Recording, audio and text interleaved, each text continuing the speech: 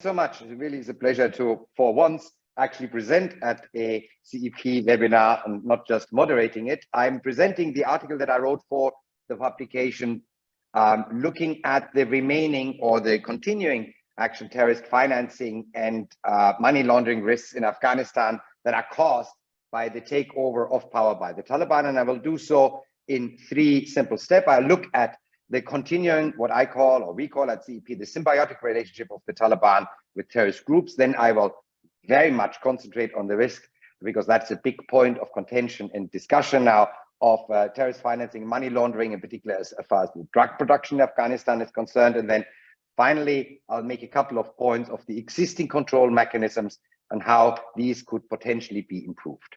Now, having worked for the ISIL Al-Qaeda Taliban monitoring team, the Security Council, obviously I'll start with what the Security Council and our colleagues, Edmund Fitton-Brown and my colleagues at the UN still say about who is operating in Afghanistan. So this is not a history lesson, this is what is the actual status. So at the moment, according to the Security Council, there are 16 individuals and 20 groups on the Al-Qaeda ISIL sanctions list that are operating in Afghanistan and have links to Afghanistan. So that is quite a lot of groups. And here are the main groups. The only one which is not yet listed by the Security Council, but clearly operating in Afghanistan, is Al-Qaeda in the Indian subcontinent. If you look at all of these groups, you will find also, of course, a large number of Pakistani-based groups whose fighters actually are indeed on Afghan territory and cooperating with the Taliban. And this is the reason why the monitoring team still speaks of several thousand Al-Qaeda affiliate fighters within Afghan territory. Obviously, there is still, as we heard, and a quite good and very concise presentation, the Islamic State Khorasan province also operating in Afghanistan.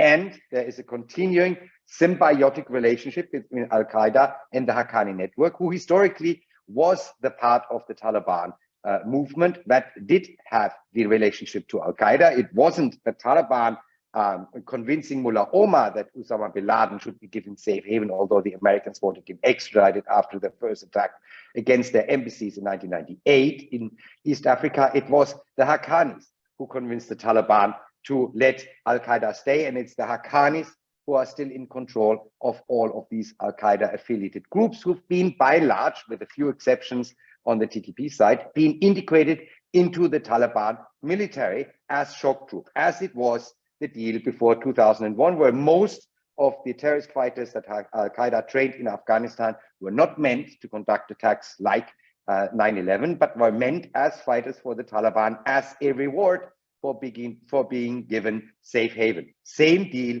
has been recreated now in Afghanistan. Where are these fighters located? So here's the current dislocation of these various special forces made up of Al-Qaeda affiliated fighters in the Taliban. And you can clearly see where the Taliban see the main problem: in the north, in the east, and in the south, and less in the rest of the country. That's where these Al-Qaeda fighters are co-located. The Haqqani network's primary influence, of course, is in eastern Afghanistan, around the province of Khost until Kabul. And of course, we still have the ISIS-K cells. And you see a very curious overlap of Al-Qaeda fighters, the Haqqani network's area of influence, and some of the primary areas of operation of ISKP, which is the reason why Khairullah also talked about potential contact between the Haqqani network, or elements of the Haqqani network, and ISKP. And just as a reminder, the Haqqani network is in charge of all the counterterrorism elements of whatever the Taliban regime is calling itself today, i.e. the Interior Ministry, the Ministry of Refugees, the Ministry of Borders, as well as the second governor of the bank, Central Bank of Afghanistan, the Afghanistan Bank. And the second governor of the Afghanistan Bank is responsible for money laundering and terrorism financing. So really the fox is in charge of the hen house in Afghanistan right now, as far as counterterrorism is concerned. Obviously, the relationship between at least one Al-Qaeda affiliated group and the Taliban is quite obvious, even in admission by the Taliban, and that's the relationship with the Tehrik-e-Taliban Pakistan, who, as Khairullah also said, is primarily targeting Pakistan. And it was the Pakistani government, the ISI, the strongest intelligence service in the region, who asked no other than the Haqqani network to actually negotiate a truce with the TTP for the Pakistani government, demonstrating how symbiotic that relationship is. And of course, the famous case of the death of Zawahiri, who died on the balcony having tea in a house controlled by the Haqqani network in the middle of Kabul. Obviously, the Taliban are not admitting to this. How could they? But it was a clear indication that, and I always say, I have spoken to former prisoners of the Haqqani network. None of them had tea at any point of their imprisonment on the balcony. So the argument that they may have been under house arrest by the Haqqani forces takes a measure of belief in the Haqqanis that I simply cannot fathom. Here we have, of course, also the associated problem, and this is a growing problem if you listen to the humanitarian community, of the misuse of charitable organization to fund not only Al-Qaeda, but also the Taliban. This is the number of groups that are currently on the United Nations Security Council list as charitable organizations who were set up in part primarily to finance Al-Qaeda. That is a very small portion of the group of a list of groups that used to be on the Security Council sanctions list. And I might point out, again, we see a great move of the Taliban to establish charitable organizations. Ironically, there was never been as many charitable organizations registered in Afghanistan than there was since August 2021. So the Taliban understand how international humanitarian aid works, and they make sure that the local provider of that aid, because the World Food Programme is operating in Afghanistan, but of course it's not operating itself in Afghanistan. It only has a management function. The actual food distribution is, of course, as always, done by local implementers. So the newfound love by the Taliban for civil society, while at the same time eradicating any other expressions of civil society by allowing these NGOs to register, is simply to establish a more efficient aid diversion mechanism than they had before in 2001, where it was simply based on force and threats, and the achieved distribution of aid was 50-50 in the end, meaning every dollar that went into Afghanistan, 50% financed the Taliban and 50% actually financed what it was supposed to finance. We have not restricted our humanitarian aid to particular channels, so it's still a broad-based approach, which is harder to control. And we can really not seriously consider the Taliban being a partner in enforcing our sanctions and restrictions on diverting funds against Al-Qaeda, given their long history with Al-Qaeda and their symbiotic relationship with Al-Qaeda via the Haqqani network. Now, let me come to the drug issue, because this is the most contentious issue, because there is a growing narrative that drugs in Afghanistan are getting much better. The Taliban are acting against the drugs. I always point out that there was no point in the history of the Taliban movement where this Taliban movement was not intimately connected to the drug trade.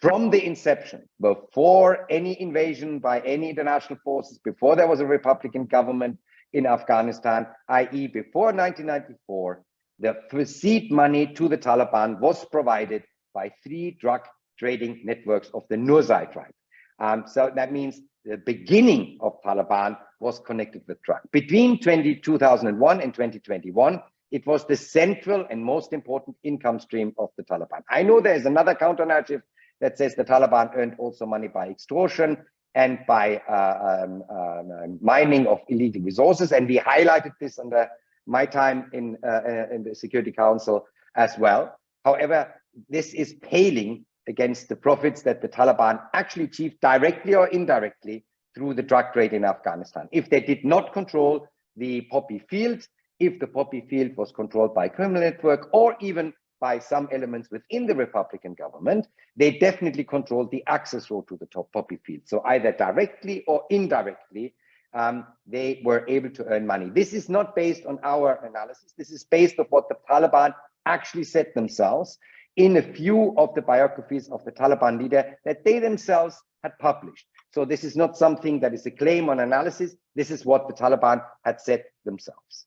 How important the relationship between the Taliban and the drug producing economy in Afghanistan was really one last time demonstrated in 2020, when the Taliban and the Haqqani network were able and willing to give up the last trump card that they had, pun intended, with the American government. And that was the hostage Mark Frerichs, who was in Haqqani Haqqani hands. It was the last remaining US hostage in Afghanistan.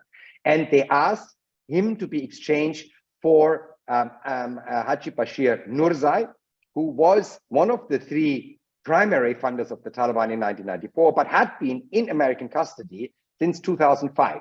So I can guarantee you, from a federal penitentiary in America, Mr. Bashir Nurzai was absolutely incapable to do any favors to the Taliban for 15 years. Yet still, his influence in the movement was so strong that they asked him to be exchanged against the most important assets that the Taliban were holding at that particular point with regards to the US government.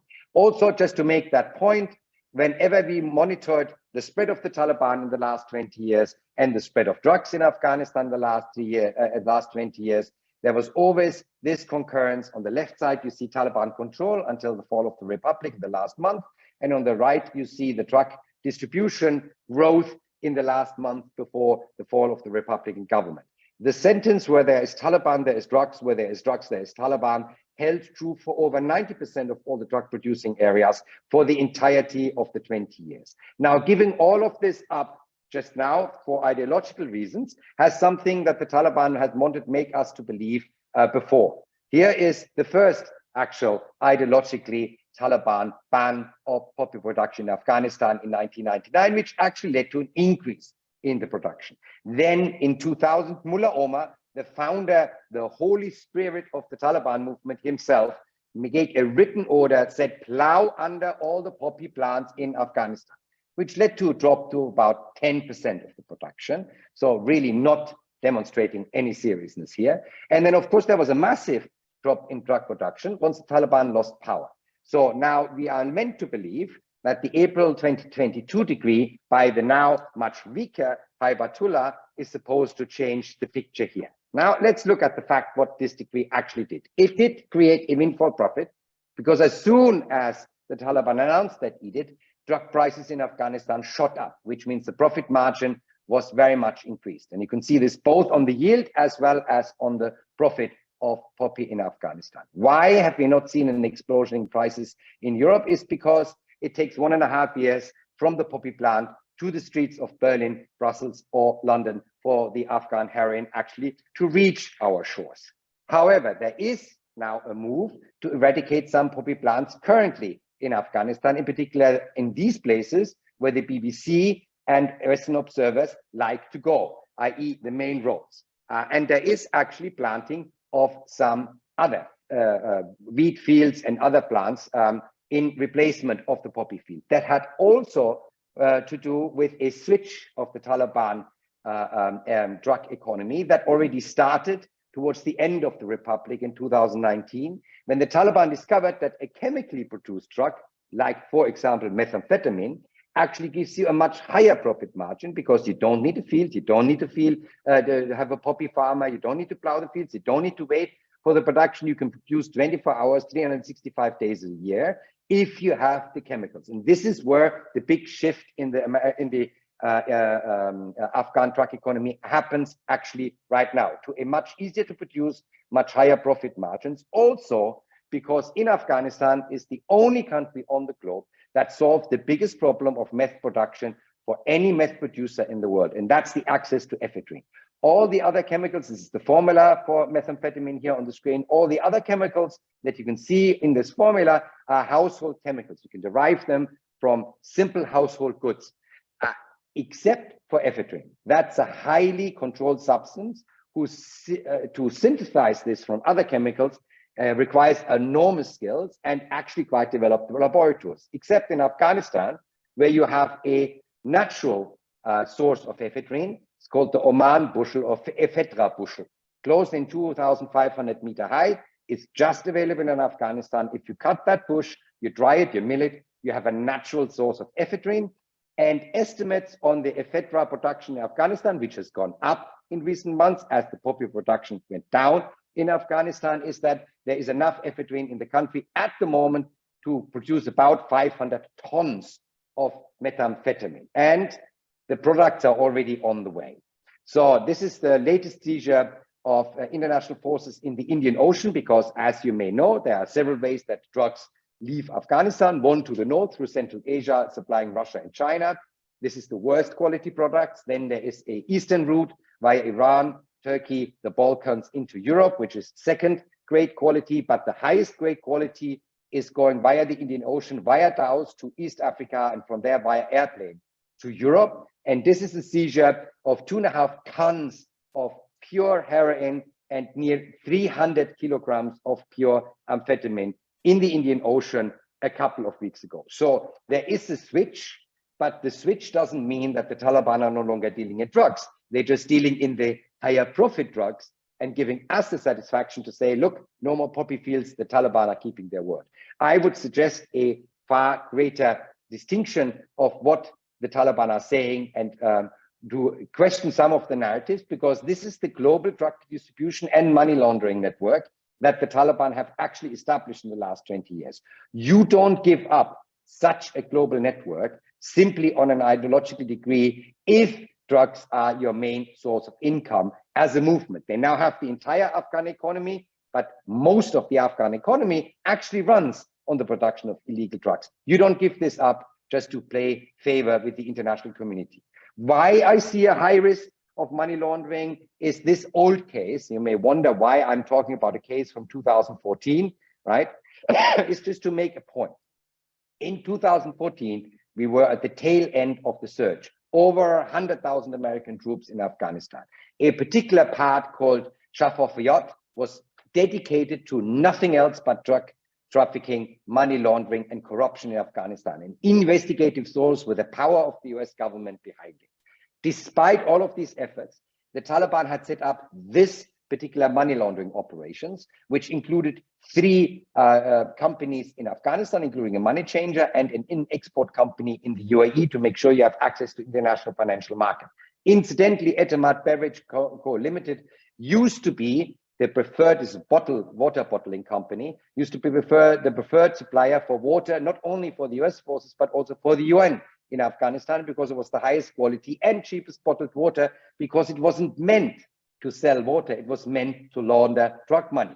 And therefore they could make prices that are unachievable for any other company in Afghanistan. So all of this happened while we had the best possibility to monitor money laundering in Afghanistan. Now we have none of this. We have no ISAF, we have no Shafafiyat, we have hardly any human sources back, we have hardly any electronic access into Afghanistan, and we have a central bank where the person who's supposed to fight money laundering and terrorism financing is a leader of the Haqqani network who is doing exactly money laundering and terrorism financing. So if this was possible in 2014, just imagine what is possible now. And here are the money flows that we already see. Primarily flow in cash from Afghanistan to Pakistan, from there in the formal banking system via Dubai into the international financial system. A secondary flow directly via cash couriers and Hawala from Afghanistan to the UAE. Third tertiary flow direction Turkey, and then smaller flows to Qatar and to Central Asia and to Iran. These flows are ongoing, and the only way we can stop this is by actually having a slightly stricter control mechanism on how we handle the money that flows from our side into Afghanistan. And here's what the international community so far has decided. This was in December 2021, rightfully so. There was a big concern that sanctions would really hamper humanitarian operations in Afghanistan. And therefore, there was a broadest possible carve out for humanitarian operations in Afghanistan that the Security Council decided on the sanctions that it had previously decided. However, the problem is it has a lot of undefined terms in it. What is humanitarian assistance and other activities? What is basic human support?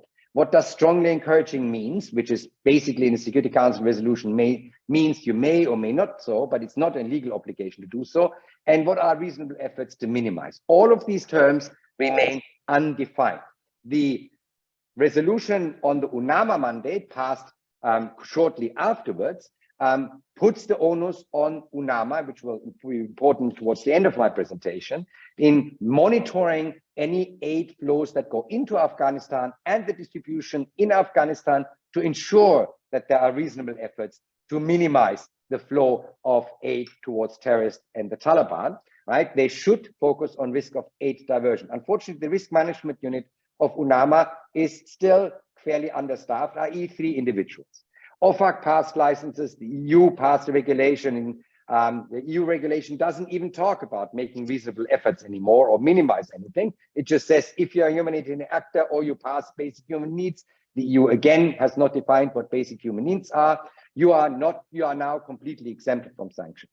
Given the history of aid diversion, given the history of the Taliban in setting charitable organizations to finance terrorism in the past, this is a high-risk approach, right? The last control mechanism, as I said, is UNAMA. And this is the reason why the Taliban have begun targeting UNAMA. It is not that they don't like the UN. WHO is allowed to operate. UNICEF is allowed to operate. Other big international organizations, the IRC, the International Committee of the Red Cross, ICRC is allowed to operate because they're providing essential services that the Taliban are unable to provide themselves. But UNAMA, the political part of UNAMA, that's the last bit of international organizations that is absolutely forbidden to have access to employees that are female and Afghan, in order to paralyze the last remaining visibility and control and aid diversion monitoring mechanisms that we have in Afghanistan. Therefore, what we need to do is, number one, clarifying the central terminology. What does it mean, reasonable effort? What does minimize mean? Is it 50-50 like it used to be, or are we aiming for more, maybe 90-10, 10 for the Taliban, 90 for the actual beneficiaries? But what does it mean, minimize? What is reasonable efforts? What's the system for that one? Secondly, we need to have an additional reporting mechanism. At the moment, the Security Council tasked the coordinator for humanitarian affairs to report to the Security Council in an open session of how aid diversion is progressing in Afghanistan, i.e. the person who is personally responsible for massive aid budgets. It's supposed to come into what I can only call a model of Catholic confessionary, however, not in a closed room with the curtains drawn, but with cameras of the world trained on him, and cough up the fact that aid is diverted. Of course, this is not going to happen. So a more appropriate reporting mechanism would be a reporting mechanism that is to the Security Council members, happens without publicity, and then enables a more truthful assessment of the situation, and as you can see, the painful way that the humanitarian coordinator tries to formulate things when he talks about aid diversion in Afghanistan, talks about reports about influencing of the financial aid. What he means, it gets stolen, right? So if you take this out of the public arena and back into where it actually belongs, the Security Council Sanctions Committee, during a meeting, done not by the humanitarian coordinator, but done by the one team that is actually tasked to monitor sanctions violations, i.e. the monitoring team, Edmund and my former colleagues, I think you have a much more effective and much more truthful reporting mechanism than the one that we have set up right now. Whatever the UN decides to do with this issue of female workers for UN organizations in UNAMA, the UN control mechanism in Afghanistan must remain, and it should be staffed adequately, i.e. it needs more than a couple of personnel, and it needs adequate resources, and it needs MOU with all the big humanitarian aid providers so they can actually exchange data, not talk to each other just. And we need to work with the FATF, the Financial Action Task Force, and its regional organization, in this case, MENA-FATF, to increase financial transparency, in particular in the Gulf region, to make sure that we understand better where the money is flowing. And the EU in particular, which has a presence in Afghanistan, the only part of European and North American governments that still has a presence, including a counterterrorism presence, should contemplate whether they can increase that presence, reorient that presence away from a pure focus on just the provision of humanitarian aid towards a more controlling functions. And they, of course, should cooperate with the UNAMA risk management unit. And as I always say, this is not a suggestion of you have dinner with. I am fully aware that the EU is talking to UNAMA, that the EU is meeting the risk management unit. But in order to actually increase the monitoring, you need a memorandum of understanding that allows the EU to transfer actual financial data to the risk management unit and vice versa. Otherwise, this is simply a dinner meeting, which helps with the assessment of the overall situation, but not with fighting aid diversion, money laundering, and terrorism financing in Afghanistan. Thank you so much, and I'm very much looking forward to your questions.